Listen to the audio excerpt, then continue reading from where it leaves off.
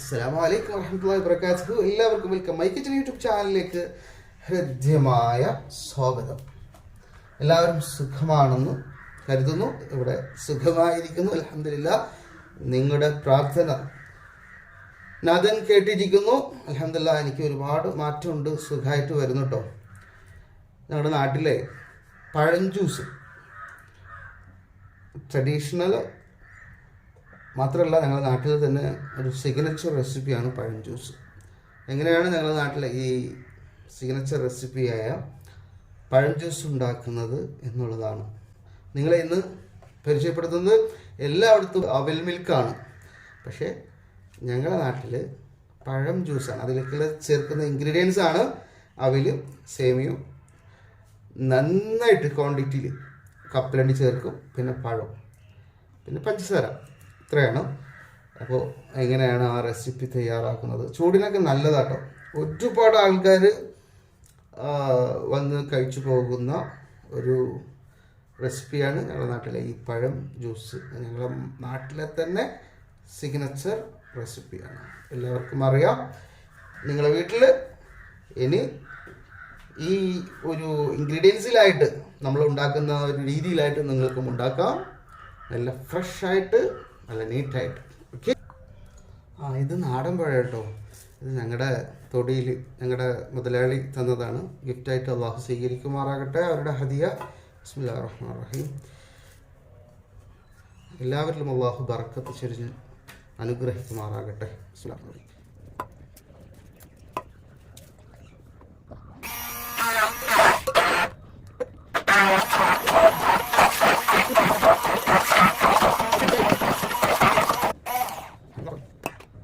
പഴം നന്നായി ഉടച്ചിട്ടുണ്ട് കേട്ടോ. ഇനി നമുക്ക് ആവശ്യത്തിനുള്ള പഞ്ചസാര ചേർക്കാം.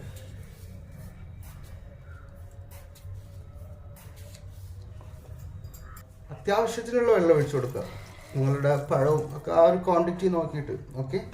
കൂടുതൽ വെള്ളം ഒഴിക്കരുത് കേട്ടോ, നല്ല ക്രീമി ആയിട്ട് കിട്ടേണ്ടതാണ്. മിക്സർ വെച്ച് നന്നായി മിക്സ് ചെയ്യാം.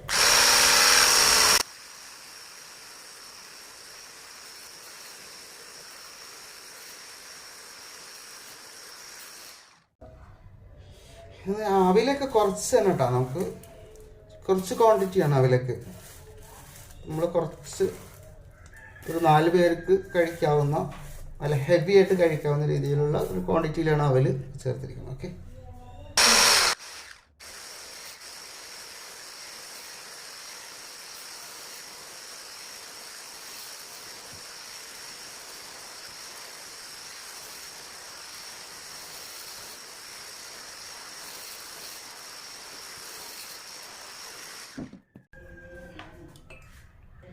ഇത്രയേ ഉള്ളൂ നമ്മുടെ റെസിപ്പി.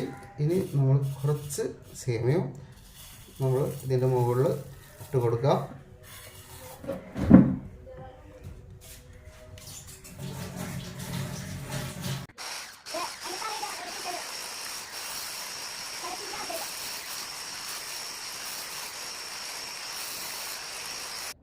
ഇപ്പം നമ്മുടെ റെസിപ്പിയുടെ കംപ്ലീറ്റ് പരിപാടികൾ കഴിഞ്ഞു.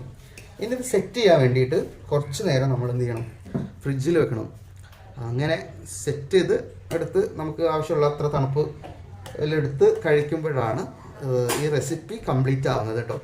പിന്നെ പനിയുള്ളവർക്ക്, കഫക്കെട്ടുള്ളവർക്കൊക്കെ ഇപ്പോൾ തന്നെ കഴിക്കാം. കുട്ടികൾക്കൊക്കെ അല്പനേരം ഫ്രിഡ്ജിൽ വെക്കാതെ തന്നെ പുറത്ത് വെച്ചിട്ട് അല്പനേരം കഴിഞ്ഞിട്ട് കഴിക്കാം. കാരണം ഈ സേമിയമൊക്കെ ഒന്ന് സെറ്റ് ആവാനുണ്ട്, ഒന്ന് വിരിഞ്ഞ് വരാനുണ്ട്, കുതിർന്ന് വരാനുണ്ട്. അപ്പോൾ ഇത്രയൊക്കെയാണ് നമ്മുടെ റെസിപ്പി. അപ്പോൾ നമുക്കിത് ഒന്ന് സെർവ് ചെയ്യാൻ വേണ്ടി പോകണം കേട്ടോ. ഞാൻ